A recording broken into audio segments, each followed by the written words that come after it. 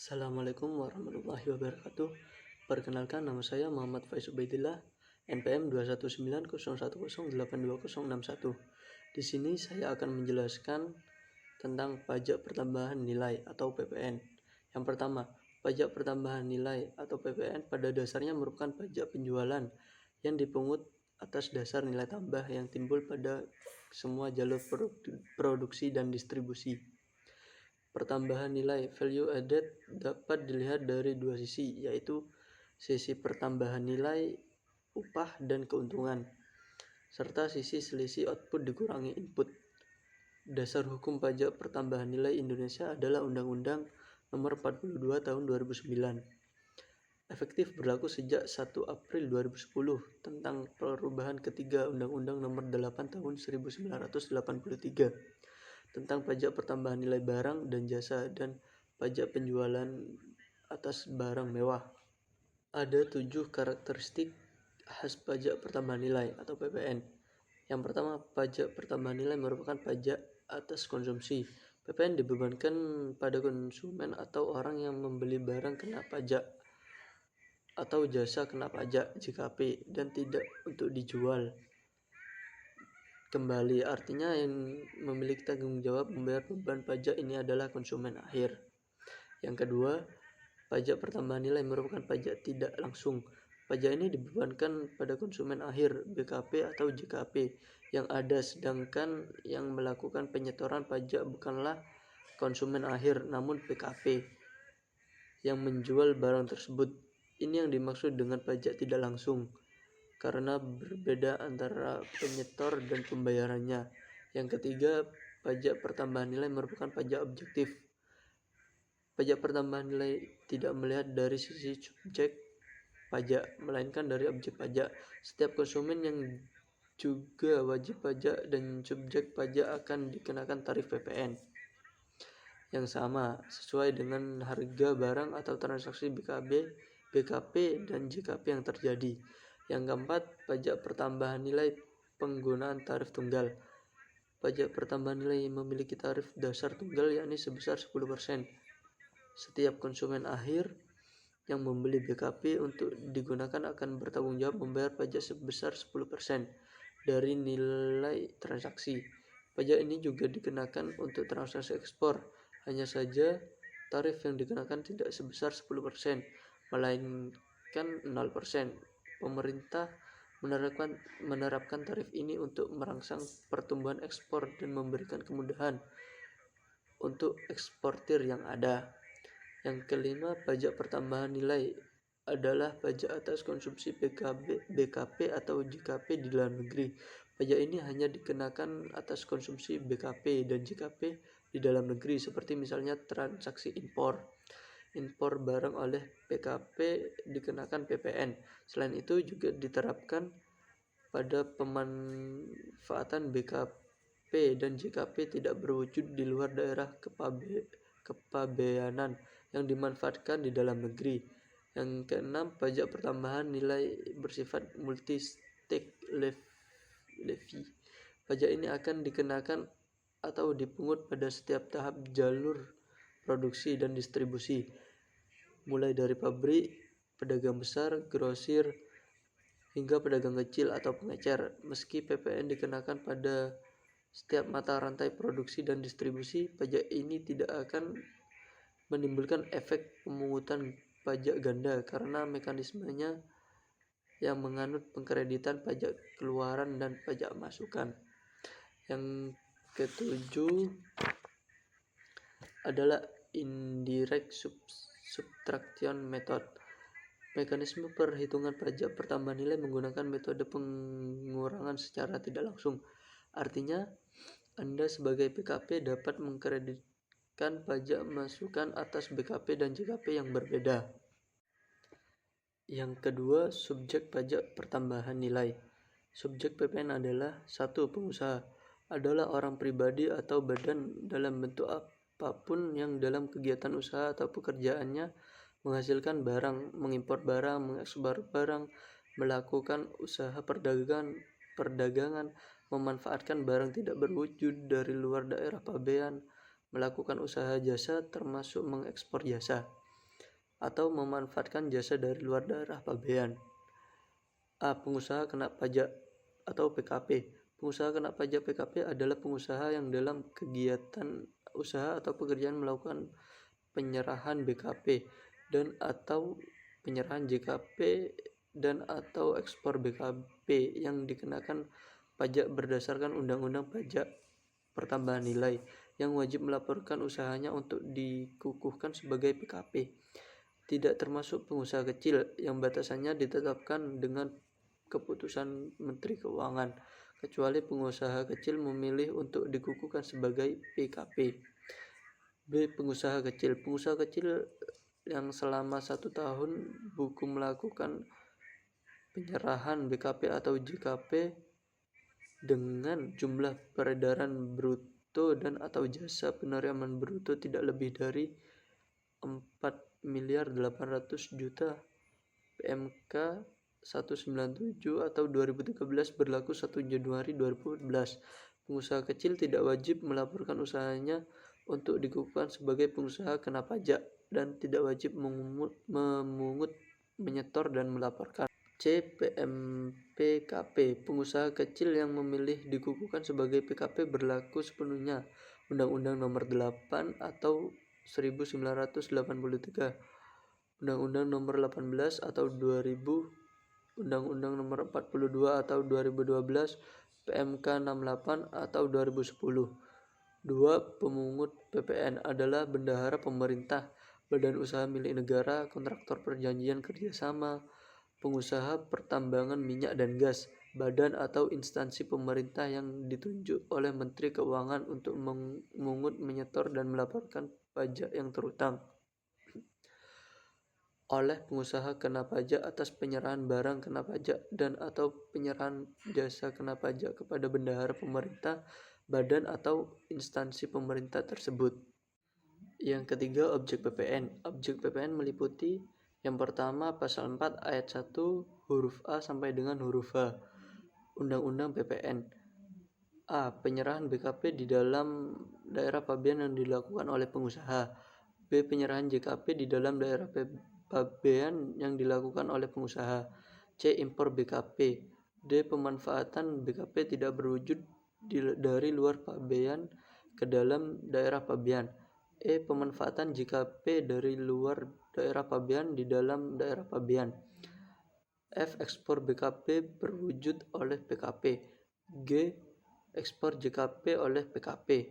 H. Ekspor BKP tidak berwujud oleh PKP. Yang kedua, pasal 16C Undang-Undang PPN.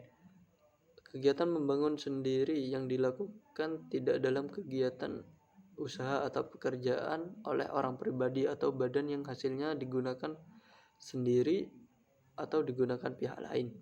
Yang ketiga, pasal 16D Undang-Undang PPN.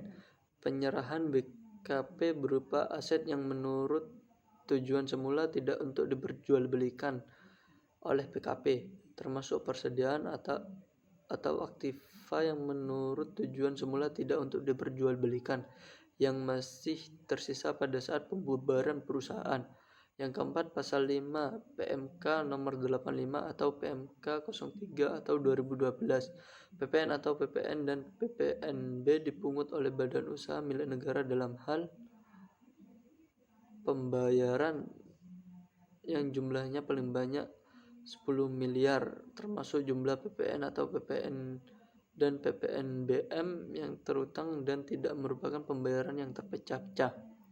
Pembayaran atas penyerahan BKP dan atau JKP yang menurut ketentuan perundang-undangan di bidang perpajakan mendapatkan fasilitas PPN tidak dipungut atau dibebaskan dari pengenaan pajak pertambahan nilai.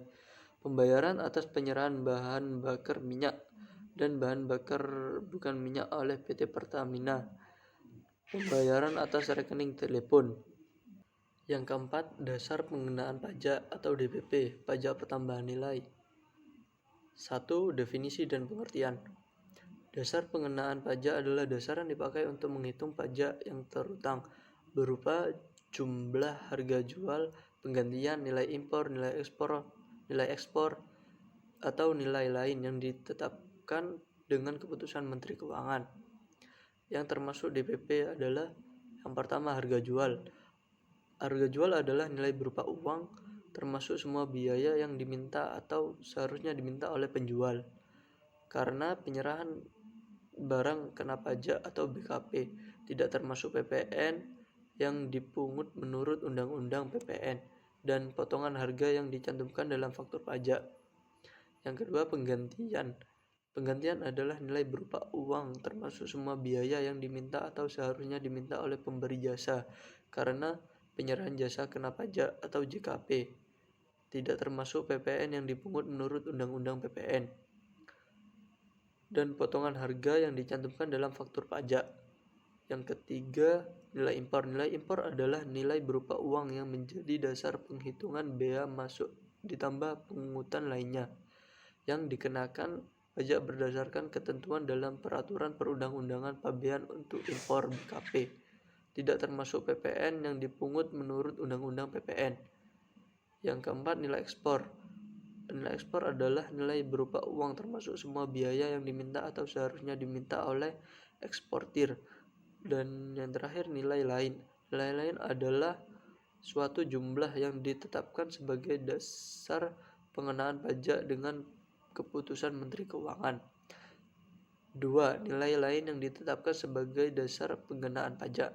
A. Pemakaian sendiri BKP dan atau JKP adalah harga jual atau penggantian setelah dikurangi laba kotor. B. Penyerahan media rekaman suara atau gambar adalah perkiraan harga jual rata-rata. Yang kelima, mekanisme pemungutan pajak pertambahan nilai.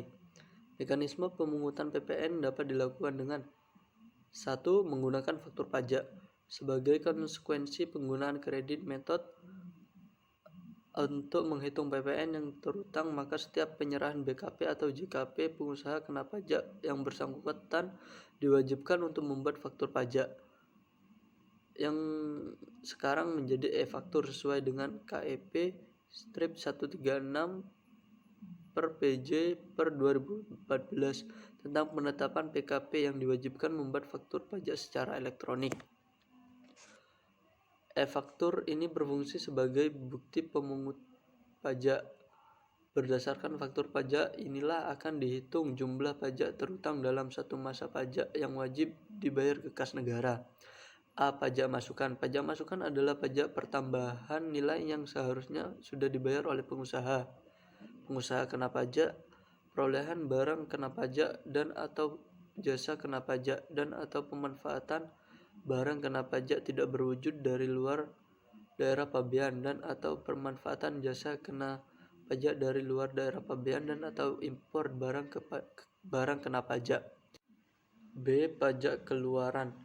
Pajak keluaran adalah pajak pertambahan nilai terutang yang wajib dipungut oleh pengusaha kena pajak yang melakukan penyerahan barang kena pajak, penyerahan jasa kena pajak, ekspor barang kena pajak berwujud, ekspor barang kena pajak tidak berwujud, dan atau ekspor jasa kena pajak. Pengusaha kena pajak yang dapat menggunakan pedoman penghitungan pengkreditan pajak masukan adalah pengusaha kena pajak yang mempunyai peredaran usaha dalam 1 tahun buku tidak melebihi 1.800.000.000.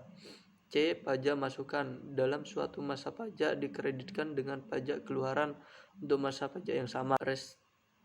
Restitusi terjadi apabila dalam suatu masa pajak masukan yang dapat dikreditkan lebih besar daripada pajak keluaran sehingga selisihnya merupakan kelebihan pajak yang dapat dimintakan kembali. 2. Menggunakan pedoman penghitungan pengkreditan pajak masukan.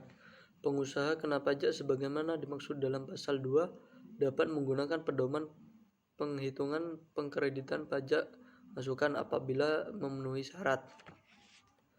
A. Mempunyai peredaran usaha dalam 2 tahun buku sebelumnya tidak melebihi 1.800.000.000 untuk setiap 1 tahun buku. Pengusaha kena pajak yang bermaksud menggunakan pedoman penghitungan pengkreditan pajak masukan harus memberitahukan secara tertulis kepada Kepala Kantor Pelayanan Pajak tempat pengusaha kena pajak dikukuhkan paling lama A. pada saat batas waktu penyampaian surat pemberitahuan masa pajak pertambahan nilai masa pajak pertama dalam tahun buku dimulainya. Penggunaan pedoman penghitungan pengkreditan pajak masukan bagi pengusaha kena pajak.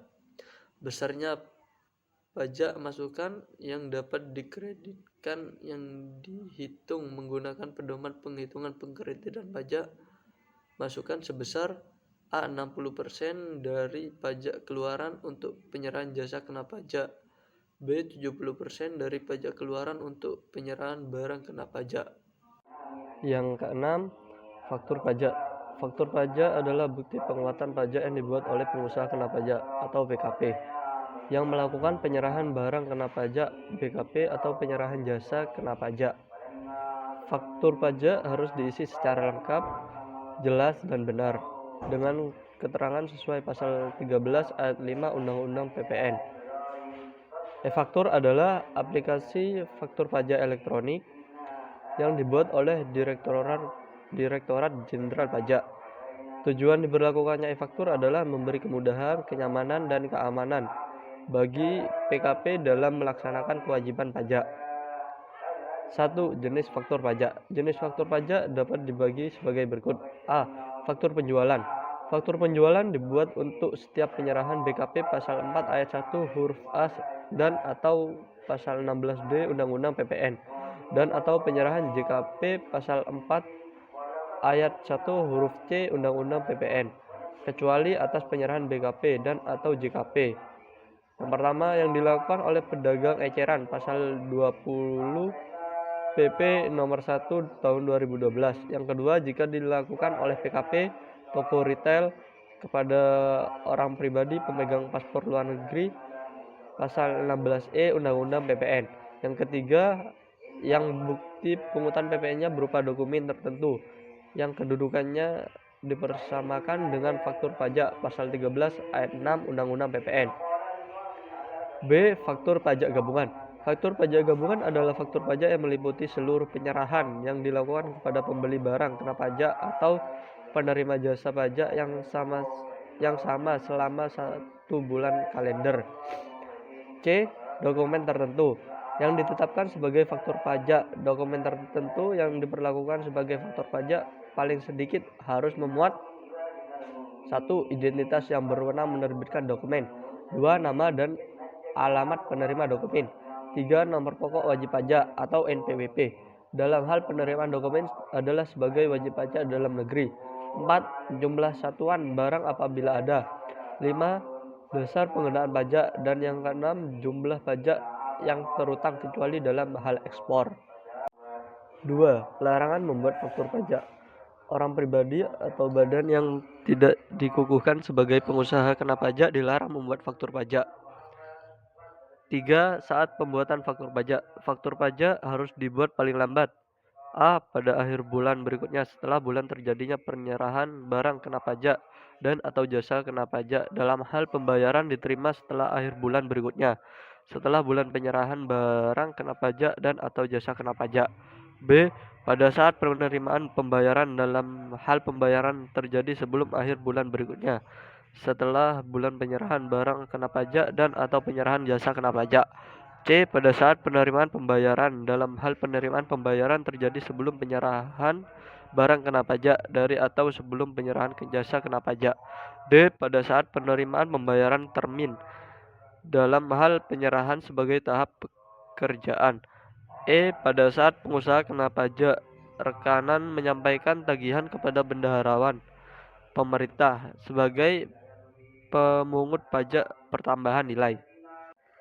Yang ketujuh, impor dan atau penyerahan barang kena pajak tertentu yang bersifat strategis. Dalam pasal 4A Undang-Undang Nomor 8 Tahun 1983 tentang pajak pertambahan nilai barang dan jasa dan pajak penjualan atas barang mewah. Sebagaimana telah beberapa kali diubah terakhir dengan Undang-Undang Nomor 42 Tahun 2009. Ditetapkan jenis barang dan jenis jasa yang tidak dikenakan PPN. Selain itu, dalam rangka mendorong perkembangan dunia usaha dan meningkatkan daya saing, pemerintah menetapkan jenis-jenis barang kena pajak tertentu yang bersifat strategis yang dibebaskan dari pengenaan pajak pertambahan nilai yang bertujuan untuk menjamin tersedianya barang-barang yang bersifat strategis tersebut. Pemberian fasilitas perpajakan ini hanya bersifat sementara. Berdasarkan PP nomor 81 tahun 2015, impor dan atau penyerahan barang kena pajak tertentu yang bersifat strategis yang dibebaskan dari pengenaan pajak sesuai pasal 1 ayat 1 meliputi A. Mesin dan peralatan pabrik yang merupakan satu kesatuan baik dalam keadaan terpasang maupun terlepas yang digunakan secara langsung dalam proses menghasilkan barang kena pajak oleh pengusaha kena pajak yang menghasilkan barang kena pajak tersebut tidak termasuk suku cadang. B. Barang yang dihasilkan dari kegiatan usaha di bidang kelautan dan perikanan, baik penangkapan maupun budidaya, sebagaimana ditetapkan dalam lampiran peraturan pemerintah ini yang merupakan bagian yang tidak terpisahkan dari peraturan pemerintahan ini. C. Ternak yang kriteria dan atau rinciannya diatur dengan peraturan Menteri Keuangan setelah mendapat pertimbangan dari menteri yang menyelenggarakan urusan pemerintah di bidang pertanian. D. Bibit dan atau benih dari barang pertanian, perkebunan, kehutanan, peternakan, dan perikanan. Yang kedelapan, kegiatan membangun sendiri yang dikenakan PPN. Bangunan permanen adalah bangunan yang konstruksi utamanya terdiri dari beton dan atau kayu tahan lama dan atau bahan lain yang umur bangunannya lebih dari 25 tahun. 1. Tarif pengenaan pajak. A. Kegiatan membangun sendiri dikenakan PPN sebesar 10% dari dasar pengenaan pajak. B. Dasar pengenaan pajak atas kegiatan membangun sendiri adalah 20% dari jumlah biaya yang dikeluarkan dan atau dibayarkan, tidak termasuk harga perolehan tanah. C. Termasuk dalam pengertian jumlah biaya yang dikeluarkan dan atau dibayarkan untuk membangun sendiri adalah juga jumlah PPN yang dibayar atas perolehan bahan dan jasa untuk kegiatan membangun sendiri tersebut. 2. Saat dan tempat pajak terutang. Saat yang menentukan PPN terutang adalah saat dimulainya secara fisik kegiatan membangun sendiri, menggali fondasi masing-masing, memasang tiang, pancang, dan lain-lain. Kegiatan membangun sendiri yang dilakukan secara bertahap dianggap merupakan suatu kesatuan kegiatan sepanjang tenggang waktu antara tahapan-tahapan tersebut. Jika lebih dari 2 tahun, tempat pajak terutang atas kegiatan membangun sendiri adalah di tempat bangunan tersebut didirikan. 3. Penyetoran dan pelaporan. A. PPN yang terutang sebesar 10% dikali 20% dari seluruh biaya yang dikeluarkan dan atau dibayarkan harus disetorkan seluruhnya dengan menggunakan surat setoran pajak atau SSP atas nama orang pribadi atau badan yang melaksanakan kegiatan membangun sendiri ke kantor pos atau bank persepsi paling lambat tanggal 15 bulan berikutnya setelah bulan terjadinya pengeluaran biaya tersebut. B. Orang pribadi atau badan yang melakukan kegiatan membangun sendiri wajib melapor pada KPP di tempat bangunan tersebut berada dengan mempergunakan SPP lembar ketiga bukti setoran PPN paling lambat tanggal 20 pada bulan dilakukannya penyetoran.